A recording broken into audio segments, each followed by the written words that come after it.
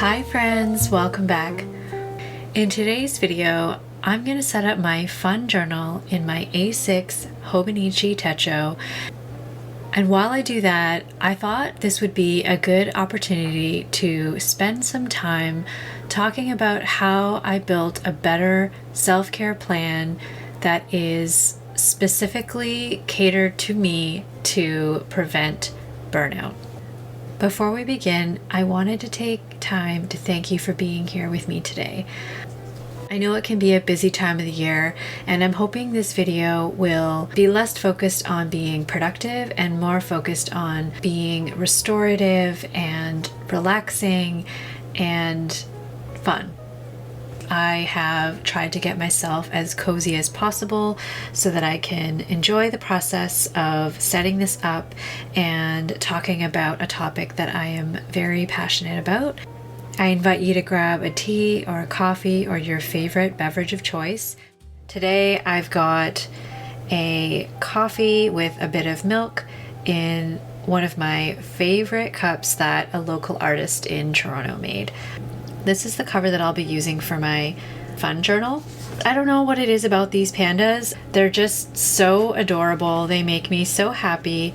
And I love the fact that it matches my health and wellness tracker. So I think it is perfect.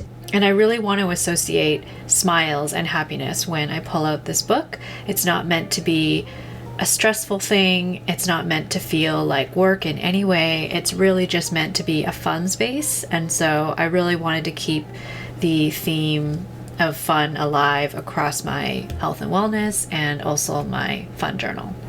So this is the cover that I'll be using. I did buy a cover on cover for it, but I'm not sure if I'm going to use it because I have read that they don't recommend it. If you have this cover, or if you have experience with other Hobonichi canvas covers with this kind of screen printing on top, I'd love to know what your experience has been like in terms of it getting dirty or damaged. I don't really plan on taking this journal outside of my home, but I do want to keep it clean. This is the first time that I'm putting this book into this cover, so I'm very excited. I love that this cover has these little bookmark ends that are supposed to look like tires, which I think is super cute. The cover comes with this little card that talks about the illustrator Jin Kitamura, and there is a little care card. I'm gonna put this in the cover and then I'll do a really quick flip through of what it looks like inside.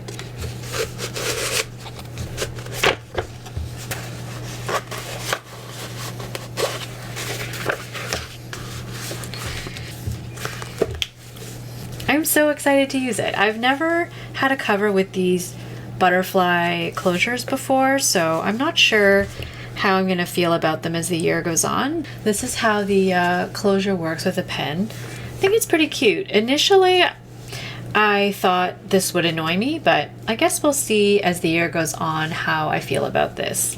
So I'm not sure if I'm going to designate a pen to this or just rotate with whatever's in my pen wallet, but I guess we will see how the year goes on. Okay, so in case you aren't familiar with the A6 original, I'll just do a really quick flip through so that you can get a sense of what it looks like. You open it up and you've got the current year coming up, 2024, the previous year, and the upcoming year. I did get the Japanese version, and that's mainly because I was too impatient to wait for the English version of the A6, but I know as of this year they've started offering this A6 size in English, and I'm not sure if it's going to bother me for this to be completely in Japanese, but I guess we'll see.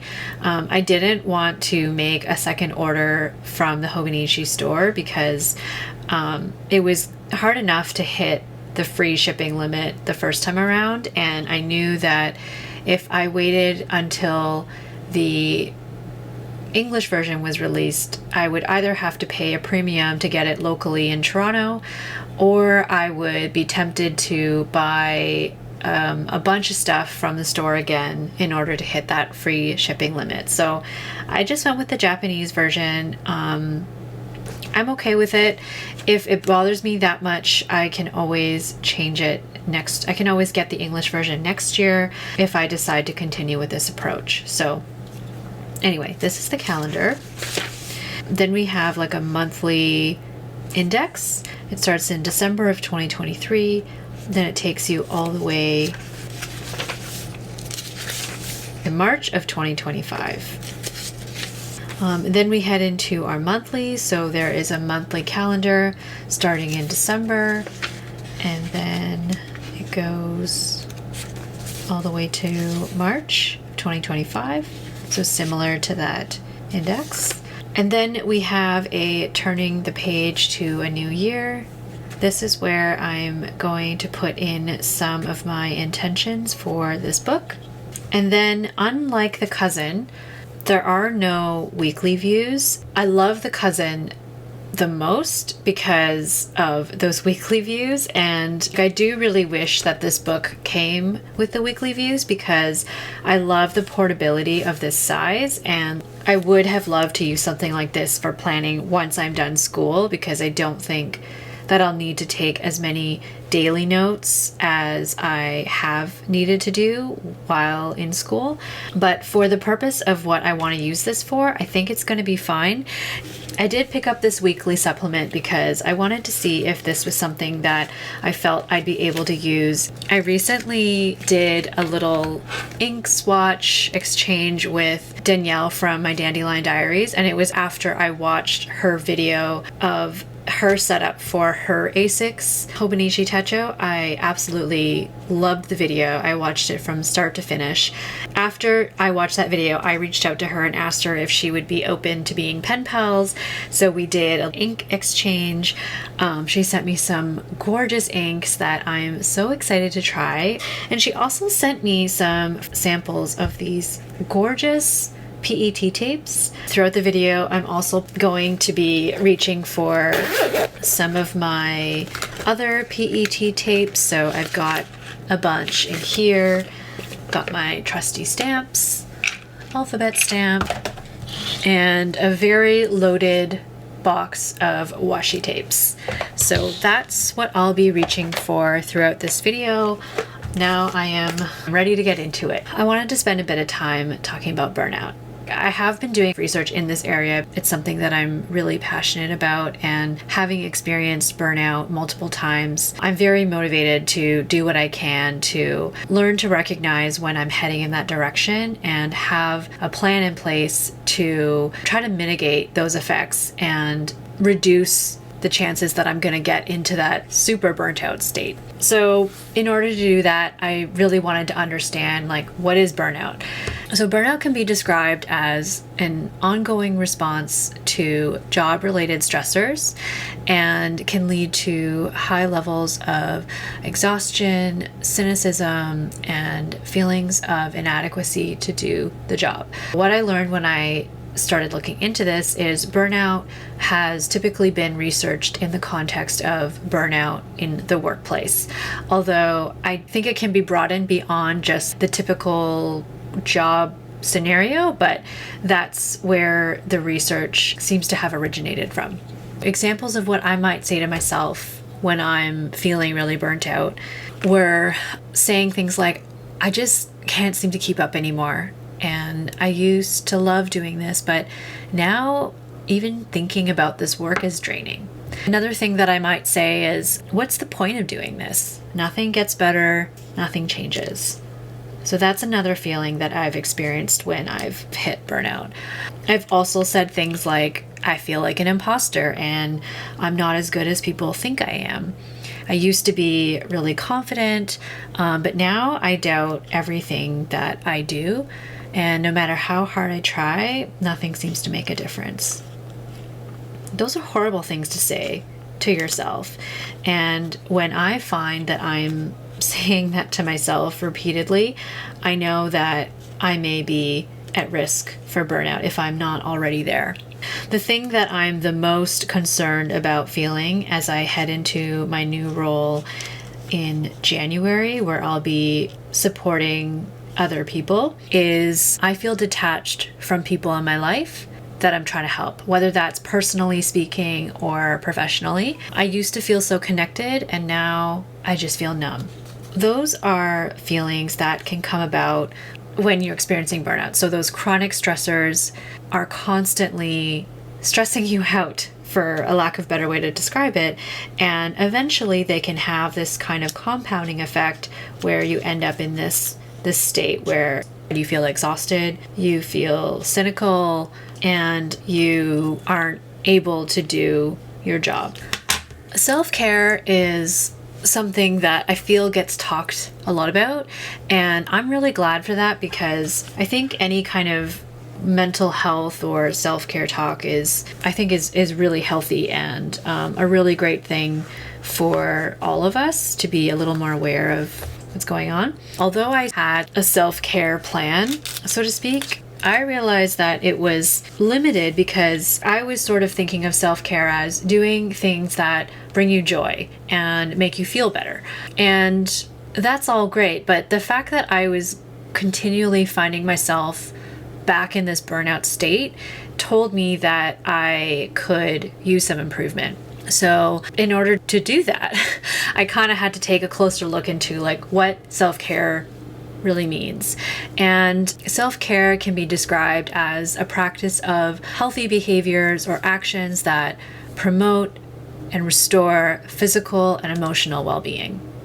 And by the way, if you're interested in reading more into any of these things or looking into my sources, I will provide them in the description of this video, because a lot of these ideas aren't my own, and I do want to give credit to the places that I found these ideas. Instead of going through like my entire self-care plan in detail, I'll just say really quickly, there are 4 areas that I have focused on creating like strategies and goals around. And those are body and physical care. So anything that helps me stay like physically healthy. So like sleep, exercise, getting enough water, that kind of thing.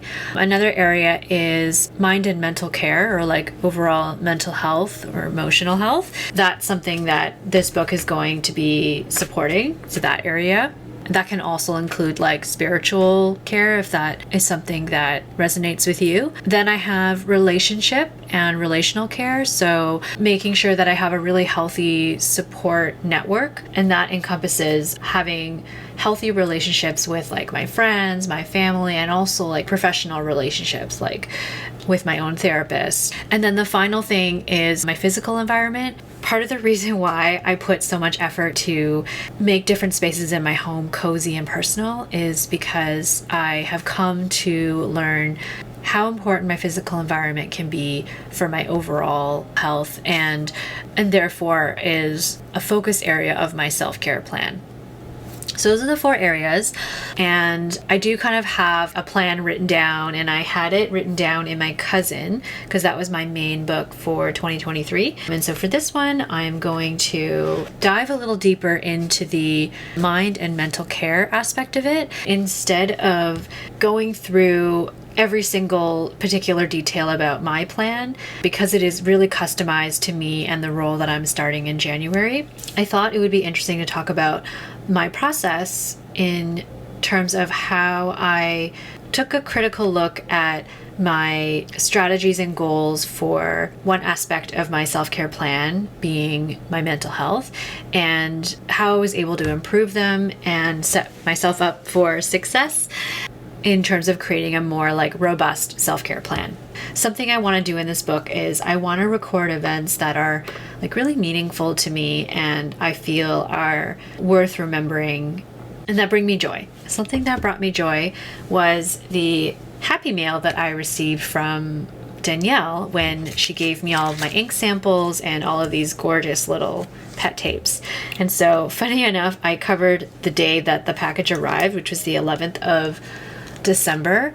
I'm actually going to note that down with one of the ink samples that she gave me, which was Pilot Iroshizuku Tsukushi. And I had been trying so hard to find a sample of it, but then I found out that it was discontinued. So the fact that she gave me this sample was so generous of her. Thank you so much, Danielle. It is a lovely ink, and I've been having a lot of fun using it.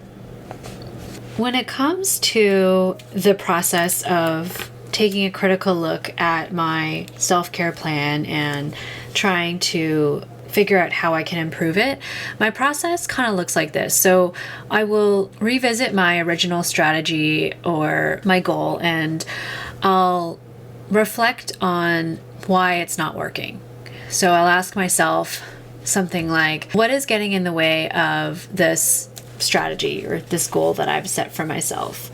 And then I will look for research that supports or enhances my understanding of the strategy or its purpose. I don't necessarily always do this, but when I was taking a really hard look at my plan and trying to make it as robust as possible, I did do a lot more research than I might not do this every time, but anyway, I would try to do some research. Another thing that I'll do is I'll look for indications that the strategy that I have chosen is not working, so that I would know when it needs to be revised. So I would ask something like, well, what would indicate that my strategies for that particular area are not working? And then I'll think about how I would respond to that. And so the idea is that I'm proactively planning how I'm going to make adjustments if I notice that I'm off track or feel really terrible and that my self-care is sliding. So an example of that could be sleep. One of my self-care strategies for maintaining my body and physical health is related to sleep. So I feel like we all know that it's important to get, an adequate amount of sleep. And I had set a goal for getting 8 hours of sleep every night. And maintaining a regular sleeping schedule and getting an adequate amount of sleep can work together to promote well-being and prevent burnout. Also, tracking sleeping habits can be a helpful way to monitor sleep hygiene. So I've got my sleep tracker. I'm tracking my sleep in my planner. That's one way that I'm working towards this self-care strategy of getting more sleep. And I also set a schedule in terms of trying to wake up at the same time every day. But when I ask myself what is getting in the way of this strategy, a criticism is that although I'm setting my alarm to create a routine by waking up at the same time every day, I'm often staying up late. And that is just a reality of me and something that obviously in a perfect world I wouldn't be staying up late every night, but it's something that I need to be honest with myself about.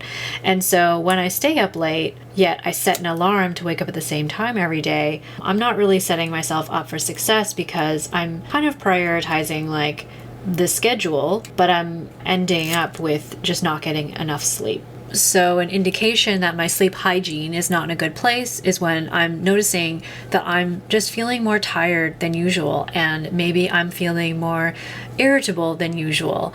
And I'm seeing in my tracker that I'm logging, less than 5 hours of sleep consistently for maybe more than a week. And this is actually where having this planner is really helpful, because that is why I want to be able to stay on top of noticing patterns. And a response to those indicators that my strategy is not working is that I can review my schedule for the upcoming week and see what might be causing me to stay up late. And perhaps I can even reschedule evening activities that might interfere with my sleep. So or make changes to my schedule. So as an example, in my current course that I was taking, I was having a lot of night meetings, and that was causing me to have dinner later, and then I was a little more wired and I was staying up later than I had intended to.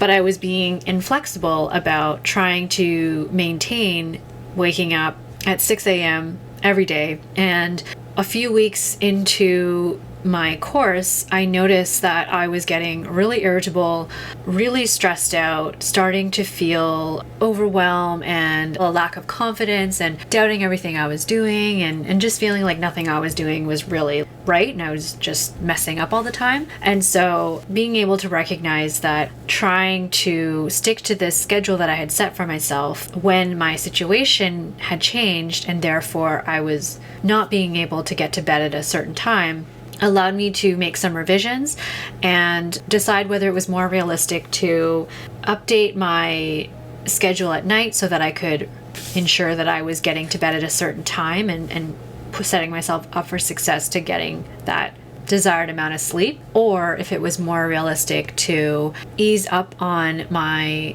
goal of waking up at 6 a.m. every day and letting myself sleep in on those days that I was staying up late, in order to ensure that I was getting that adequate amount of sleep. So those are some of the things that I can do to make a better self-care plan that is really flexible. So now I'm gonna focus on my mind and mental care section of my plan, because this book is going to be supporting those strategies that I have created for myself. One of the things that is a huge priority for me in terms of mental health is I want to develop and maintain a high level of self-awareness.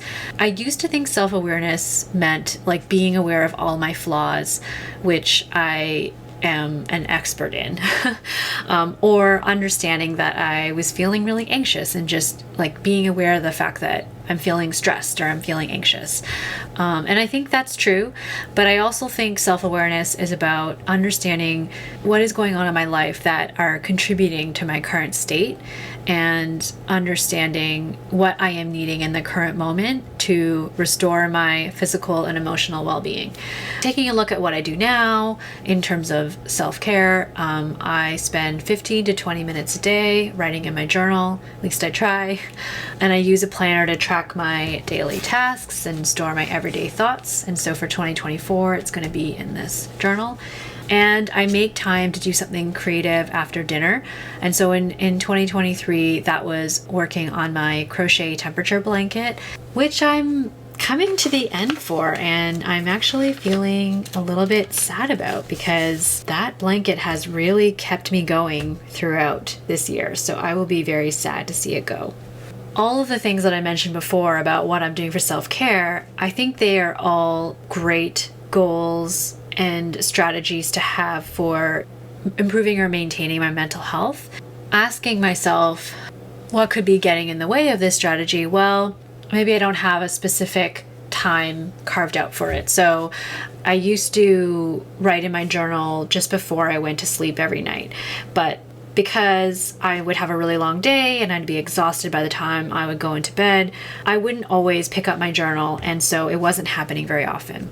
Research has found that journaling and practicing mindfulness can lead to an overall greater awareness. So hitting on that goal of having more self-awareness and being able to monitor the state of one's own mental health. So also helping me be aware of where I'm at in that moment and what I might be needing. And these two practices can contribute to a lower risk of burnout and compassion fatigue, which is another thing that I'm trying really hard to be aware of and try to monitor.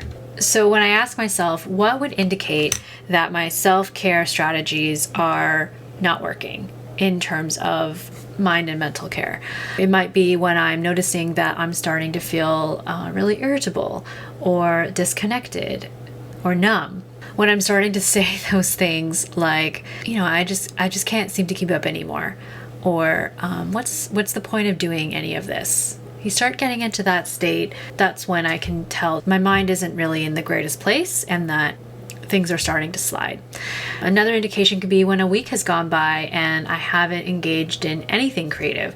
So that could mean that I may be like working too hard and I'm just not taking enough downtime and I'm not allowing myself to unwind and disconnect and just be creative. So how might I respond to that? So I could respond to that by starting to schedule in creativity throughout the day and also embracing imperfection and experimentation. So my perfectionism tendencies can really hold me back if I'm not careful. And that goes back to why I said earlier that I didn't want to make too many like specific plans for this book, because if I make too many plans, I'm gonna try to be perfect about it. And so if I were to say like I want to start logging every single thing that happens during my day, even if I tried to put a positive spin on it, like every single thing that I'm grateful for throughout the day, then I'm gonna start trying to do this every day. It's going to turn this book from being a relaxing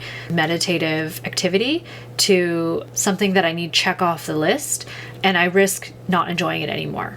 So I do want to schedule time to do this, but I do want to make sure that it doesn't take a lot of time and that I don't have like too many parameters to be focused on, because in other areas of my life, I already do a lot of that. And an example of how I approached that in 2023 was having this temperature blanket, where I did some upfront thinking in terms of deciding what color of yarn I wanted to allocate to the temperature for that day. But I kind of had a pattern all set up, and it was a very simple, like, you know, beginner stitch for each square that I would add to my blanket. All I had to do to get my little creative time in was choose the color that I had assigned for that temperature for that day and crochet one square. And the task was so repetitive that I didn't have to think too hard about it, but I still got a sense of accomplishment from doing something creative and completely different from work or school. And even if I didn't work on my temperature blanket every single day like I had intended, I didn't beat myself up about it. I just created some space later to catch up. So in 2024, this A6 Techo is going to kind of be that project. I don't have any plans on doing another temperature blanket for next year.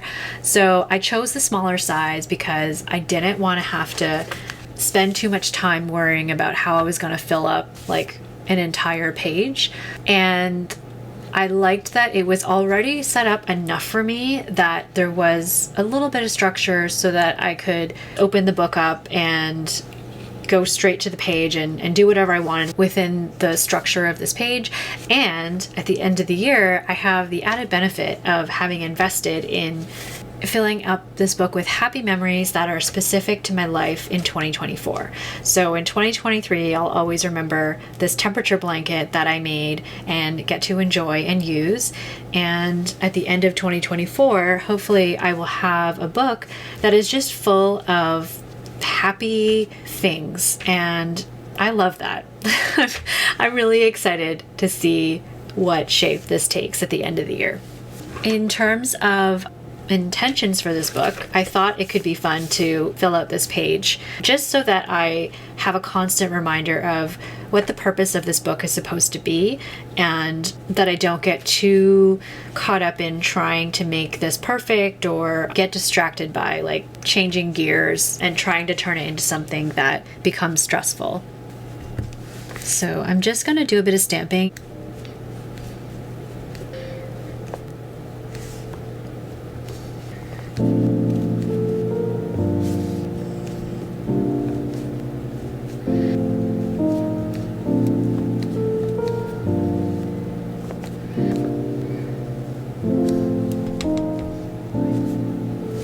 Okay, so I'm gonna write down some intentions for this book, and this is really supposed to be a reminder to myself that in case I start to overthink something or I get stressed out about it, I can refer back to this to remember the intentions for it overall. So I'm gonna use some of these little dot stickers that I have a giant roll of, and honestly I've been having a little trouble using. And I think I'm going to use this middle color, not putting too much thought into it. And I'm going to use my Lamy. I have Ferris Wheel Press's Sparkling Champagne that I had inked up for writing holiday cards, and because it's a shimmer ink, I was a little afraid to put it in some of my other pens, and I love this ink. It's so much fun. The first intention or reminder is going to be that This book is for disconnection and relaxation, not productivity. So yeah, I'm not trying to be super functional. I'm not trying to use this to be more productive. This is really meant to be a fun book that is going to help me relax and disconnect from any potential stressors that I might be dealing with at the moment. I'm going to remind myself that you don't have to fill it out every day. As I mentioned, when I give myself a task, I always try to be perfect about it. And so I'm really trying to remind myself that I don't have to be perfect and to be flexible, that sometimes I'm not going to be able to fill this book out every day, and that is okay. The next one is pages don't have to be perfect. And that's just another reminder that there may be a layout here, and maybe one day I'll decide that it might be fun to log what's going on in my day, but I don't have to do that every day, and I don't have to beat myself up if I suddenly find that I'm unable to do those things. And the next one is you can spend as much time or as little time on each page. I don't want this to feel like an obligation in any way, and I don't want to feel like I have to put in, a consistent effort on every single page. So if I only have 5 minutes, maybe I'm slapping down a sticker. If I have more time, maybe I'm pulling out my watercolor set and I'm doing a watercolor sketch. Who knows? And last but most importantly, I'm going to do this in my stamps.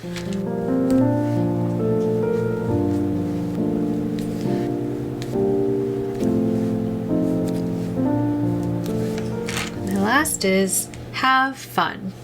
Okay, so I really hope that I can take my own advice and that this book will serve the purpose that I had intended for it, which is for it to be a space for me to disconnect, relax, not worry about productivity, and just be really creative.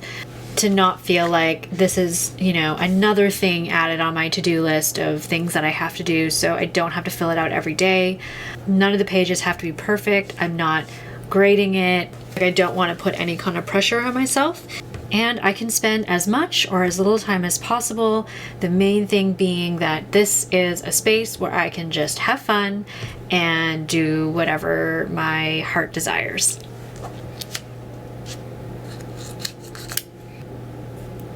Hope you found hearing about my process in terms of building a better self-care plan helpful. My intention for sharing this was to hopefully shed a bit more light on how I've been approaching it and how my tracker kind of fits in with my overall self-care plan for 2024. And obviously, I don't have all the answers, and things could change, and maybe I'll find that some of the things that I had been planning didn't work out in the way that I had thought.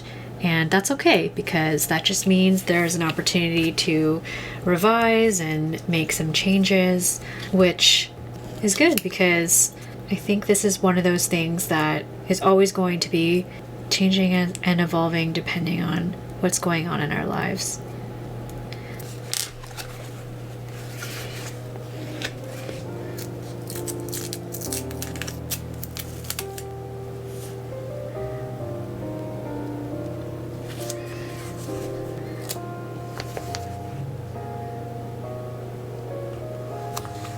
All right, so that is all that I have for you today.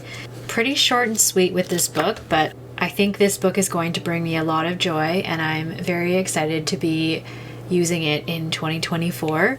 If you're still here, thank you so much for being here. I'd love to know how you approach self-care and what you found to be helpful for you. If you're watching this and you love journals as much as I do, are you more of a fun or functional kind of journal user. If you have any questions about my approach of setting up the mind and mental care portion of my self-care plan, please let me know in the comments below and I'll respond to you as soon as I can. Otherwise, I hope you're doing well, and I will see you in the next video. Bye!